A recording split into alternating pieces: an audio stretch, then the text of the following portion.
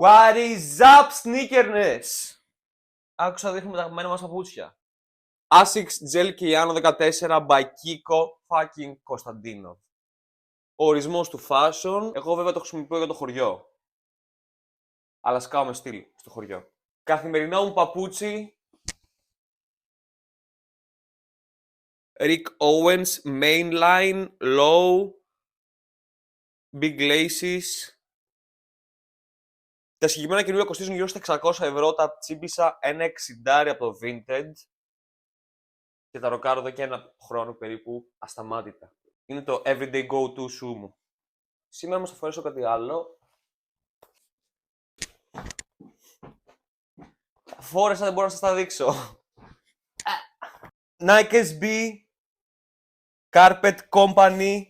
Τα συγκεκριμένα έχουν δύο colorway και τα δύο colorway είναι στο ίδιο παπούτσι. Άμα δεις κάτω το βλέπει υπάρχει και ένα κίτρινο colorway. Αυτό είναι extra swag.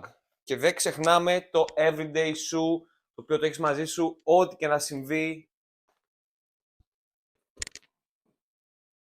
Yeezy Pods σε size 2. Επειδή εννοείται δεν πήρα αυτά τα παπούτσια στο νούμερό μου και πονάνε μέσα στην ημέρα, να το φορέσω πάνω από 3 ώρες, πρέπει κάποια στιγμή να αλλάξω. Και έχω αυτά πάντα μέσα στη τσάντα μου. Αυτά είναι τα αγαπημένα μου go-to sneakers και τα λέμε φέτος ξανά στο Sneakerness.